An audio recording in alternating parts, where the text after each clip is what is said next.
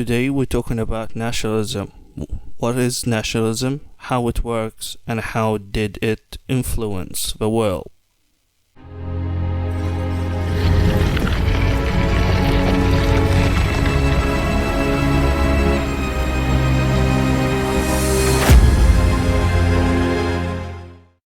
Nationalism is like fire. It's very powerful, can be very destructive, but can also equally be used to create great things.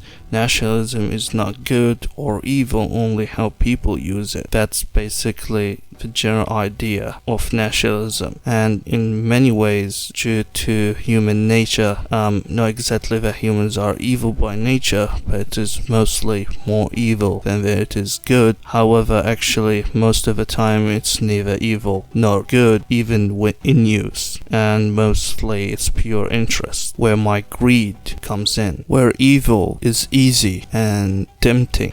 By the way, nationalism is generally Eurocentric, and generally it began in the French Revolution. That's where its roots began to grow, and it became seriously powerful in the end of the 19th century when Germany got formed as we know it today. However, I would like to note there is notable mentions we need to talk about, and that there is those before whom similar to some capacity. For example, most notably, at least for me, is the Roman citizenship, the Roman idea of citizen/citizenship, which correspond to quite a decent degree to what nationalism is today. You have also Sparta.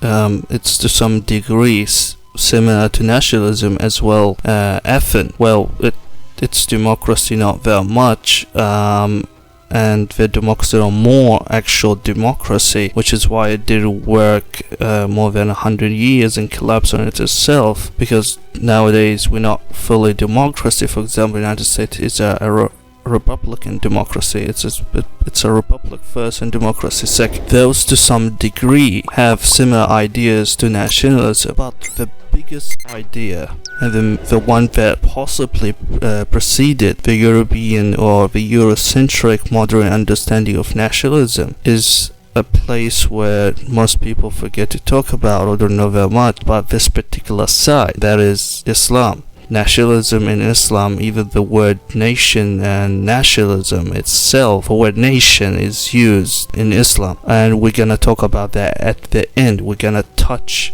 upon this particular subject at the end, and we're gonna talk about it just a little, just 2 minutes or so at the end of the video, so stay tuned for that. The word nation is used by the Prophet Muhammad, and it's used by the jurisprudence of Islam, and it is of course also mentioned in the Quran itself many times, and the Quran mentioned about saying that Muslims are one nation. However, this nationhood is not attached to any ground at all. It's attached to the people, to the group, as a belief, the ones that share similar beliefs, that Muslims are one body, one nation. And this analogy and these words of the word nation was used, and it is used. You can check it in the Quran, both stuff on the screen. And however, we're gonna touch this in depth just for a few minutes at the end of the video, so again stay tuned for that. I would like to point out too that nationalism, or the word nation in particular, more than nationalism as we understand it today, the word nation was used also to some degree, very tiny degree, by the state of Qin in the end of the 7 warring state period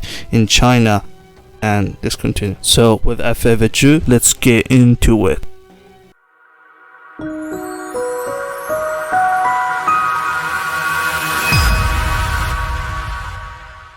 Nationalism is arguably the most successful political ideology of modern times. It is indeed so successful that it has been at times adopted by and combined with every other major political ideology, including liberalism, conservatism, communism, socialism, and fascism, with perhaps anarchism the only exception. By its very nature, nationalism is highly diverse and differs from nation to nation in key aspects. Historically speaking, nationalism has been utilized in vastly divergent ways, both to conquer, to liberate, both to build democracy and to establish autocracy, and by leftist movements as well by rightist ones.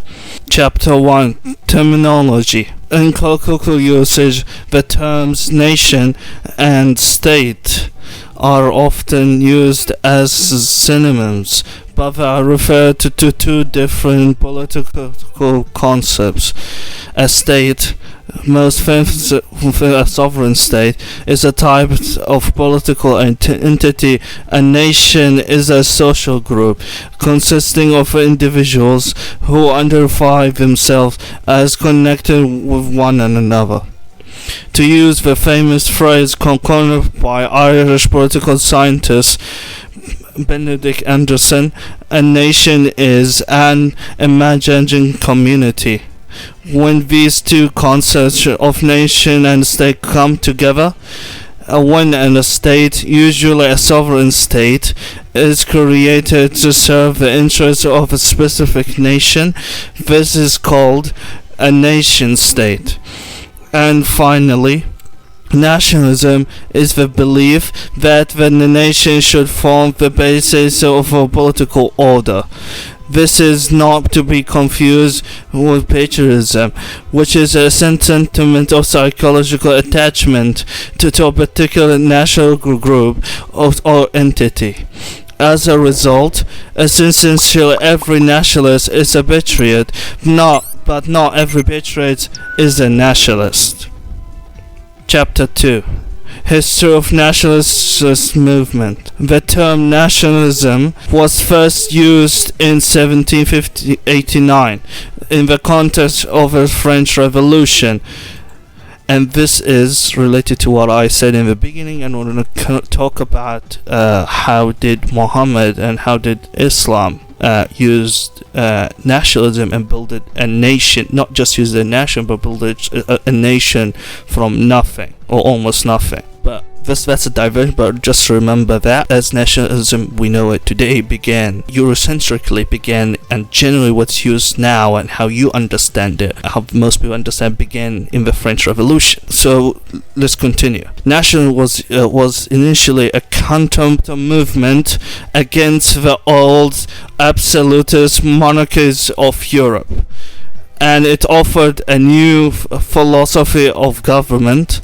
Previously, individuals were the subjects of kings or other monarchs, and this social order was seen as given by God to some extent. There's different side to that, as well as medievalism and feudalism, especially in Europe, is highly justified after the fall of the Roman Empire, or exactly the Western Roman Empire. That's a whole different topic to a whole different video. However, feudalism was used in Japan and Western Europe, to some degree in Eastern Europe, in some degree in Byzantium, but generally Western Europe, medieval Europe as we know it, and Japan used feudalism. And I'm saying justified just because of the circumstances and how things are at that particular moment in history. So let's go back. Nationalism instead offered a vision of individuals not as subjects but as citizens,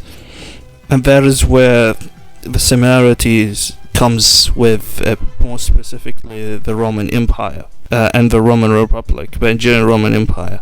This idea of citizenship that we talked about in the beginning. Just a hint, just a point. Let's go back. And on allegiance, not to a king, but to a nation. The concept. As a result, nationalism created an avenue towards more secular and less authoritarian modes of government as it was in Europe. It's a reaction. The nation is essentially the source of all, nor can any individual or any body of men be entitled to any authority which is not explicitly derived from it. Declaration of Rights of Man and Citizens. Nationalism had its first great historical phase during the Napoleonic Wars.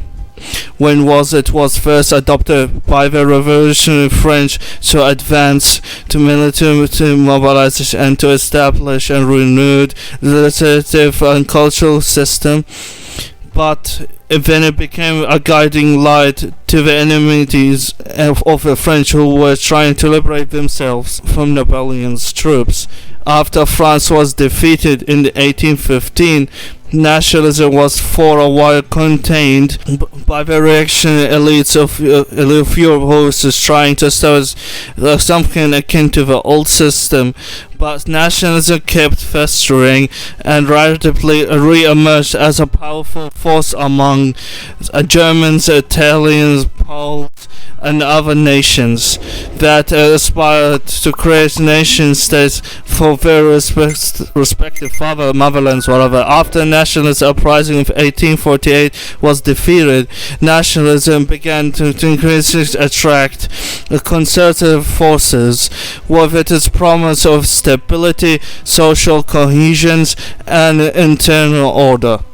The nationalist-minded middle classes looked on favorably as a conservative establishment of a powerful states of Prussia and Piedmont advanced to the causes of a German and Italian national unification, bringing about the creation of two new major nation-states, especially Germany. The great questions of the day would not be settled by speeches and majority decisions. That was the great mistake of 1848-49, but an iron, Otto von Bismarck. Nationalism turned into a true mass movement by the end of the 19th century, when the general education, mass literacy, and the increasing availability of print media allowed individuals along all social classes to observe and discuss national political processes. In the 1880s, popular nationalism helped to drive European power into the peak of imperialism and growing colonial and military competition against each other. Remember the Maine. To hell with Spain. Proper American rally cry in 1898. The destructive European nations with each other nationalistic ambitions contributed to the outbreak of the First World War, 1914 to 1918. The end of it allowed a whole range of nations to gain their own nation states, but the ancestral peace settlement the growth of first structural and revolutionary schools of nationalism, especially in Germany. Nationalism became central building block of various movements, making up fascism, which is very likely the most violent and belligerent of the great historical political ideologies, and the establishment of various fascist governments ultimately led to yet another world war. And also Soviet Union, but we can come to that. I assure you the war will be over in September 1914, and that I need a few thousand did so as to be able to attend the peace conference as a belligerent Benito Mussolini. After World War II, it showed itself that nationalism had also become a guiding light to anti-colonial liberation movements in Africa and Asia, and many new sovereign states joined the map during the decolonization period. However, there's new colonization, but for the sake of the video we're going to continue. The last great wave of new nation-states finally came about in the 1990s, with the collapse of various multi-ethnic socialist federations, most of course the Soviet Union, and most specifically, more than just the Soviet Union, the Baltic states. In the first 21st century, nationalism has been increasingly taking on a role of anti-globalization, and skepticism towards supranational organizations such as the United Nations and the European Union. Chapter 3: Origins of Nationhood. Now that we have a general overview about the history of various nationalist movements, we have to ask ourselves more fundamentally, where do nations come from? Ideologism is the belief that nations tied to by primary roots, which might be language, biology, history, religion, homeland, or tradition. Idealism often features strongly in schools of thought of cultural nationalism as well as ethnic nationalism.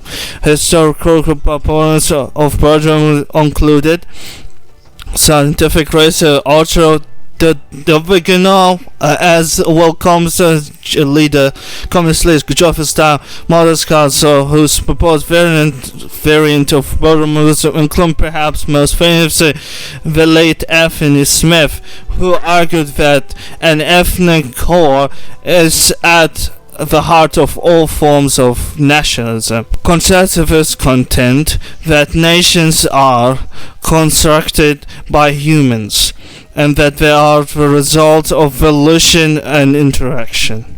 Constructivism is the majority view of modern sociology, perhaps best reflected by former scholars on nationalism and national identity, and Benedict Anderson and Ernest Gallner. Conservatives don't argue that nationhood is not real, but they do argue that it is not inherent. It is instead well constructed. Gallon places high focus on the importance of industrialization and urbanization during the 19th and 20th century.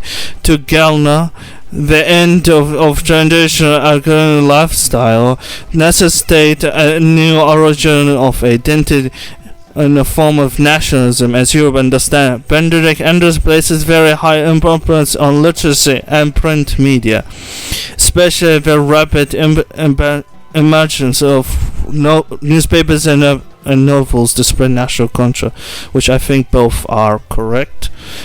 Chapter 4: Core themes of nationalism. As previously mentioned, nationalism across different cultures and eras are hugely diverse, but we can generally identify a set of core themes of nationalism: the nation, the organic community, self-determination, and culturalism. First, and perhaps most obviously, the nation is a core theme of nationalism.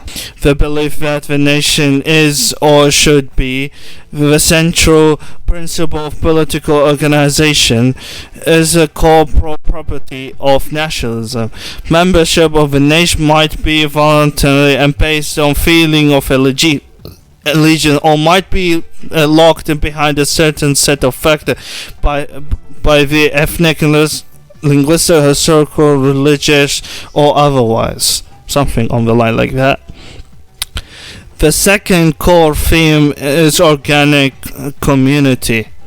Nationalists see humanity as nationally divided into nations, which is true, and generally believe this division to be desirable. And they believe that nations merit high degrees of loyalty, certainly higher than other groups, such as class, gender, religion, or race. Unless any of these, they play into their respective definitions of nationhood. The third core theme is self-determination. In nationalist tradition, the concepts of nationhood and statehood are intrinsically linked due to the distinction of a nation that nationalists believe in. The nationalist concludes that this distinctiveness merits a distinctive political unit that is tailored to the needs of a nation. The highest form of self-determination is the acquisition of independence through the establishment of a nation-state. Some nationalist movements do, however, stay short of separatism and instead content themselves with demands for greater autonomy. The fourth core theme is culturalism. Nationalism is not merely a set of political ambitions, but also includes the belief in a unique cultural aspect of a nation. This often involves celebrations of cultural traditions, folk tales, holidays, poetry, music, legends, and mythology, just to name a few. There's a ton. Chapter 5. Types of nationalism.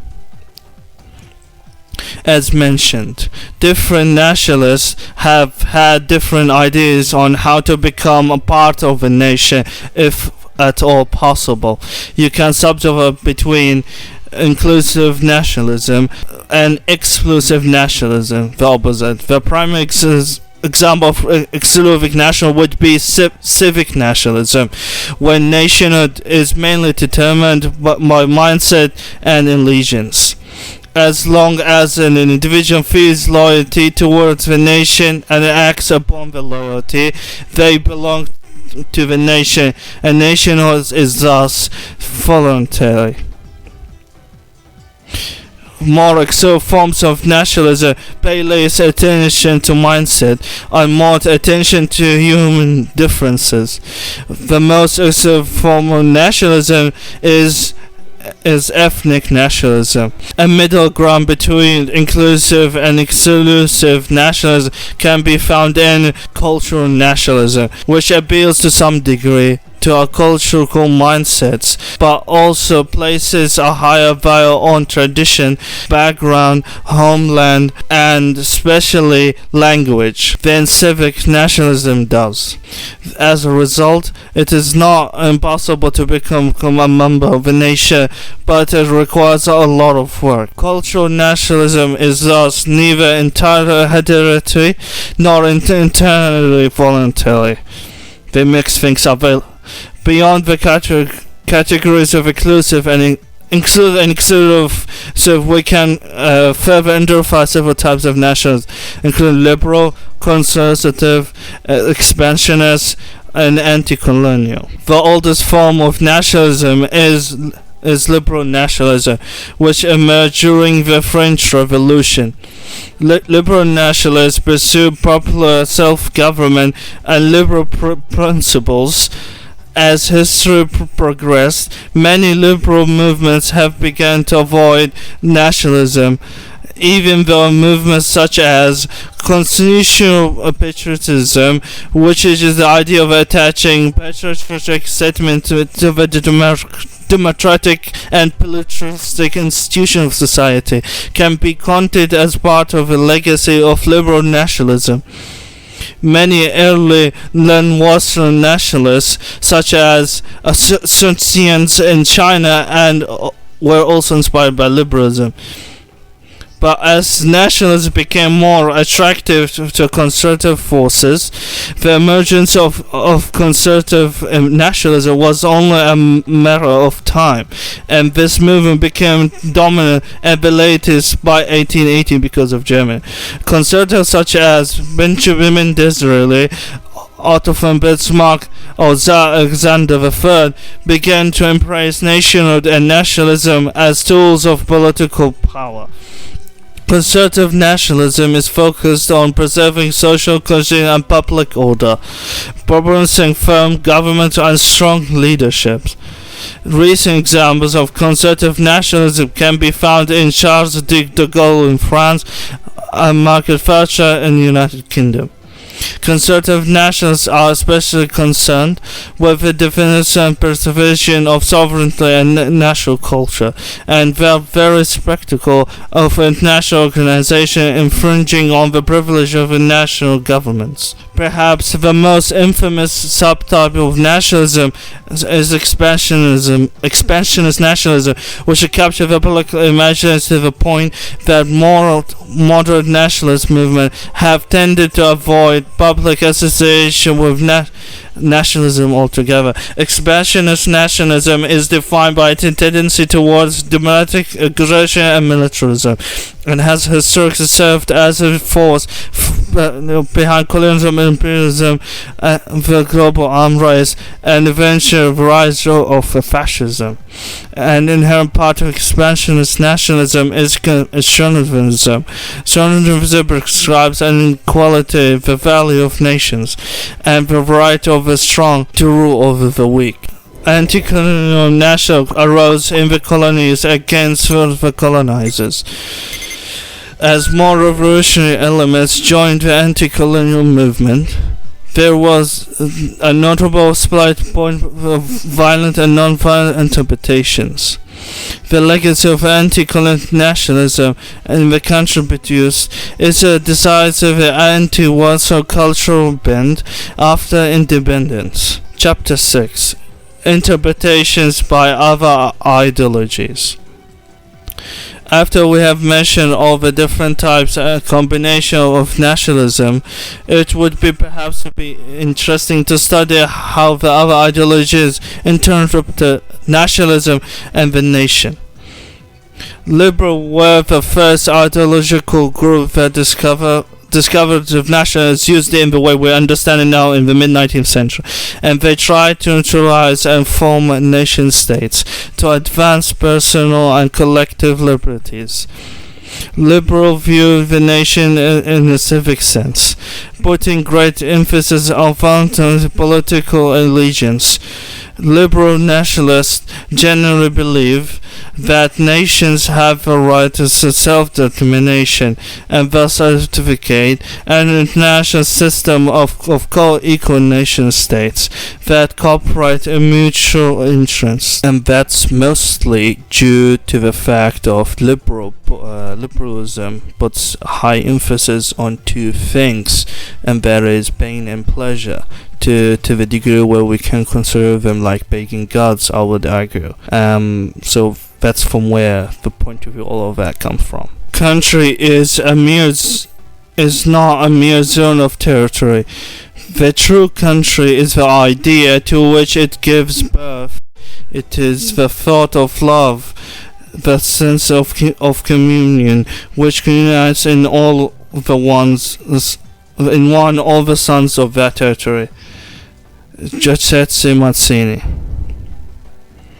The second major ideology after liberals to adopt nationalism were conservatives, resulting in a formation conservative nationalism that grew in the late 19th century.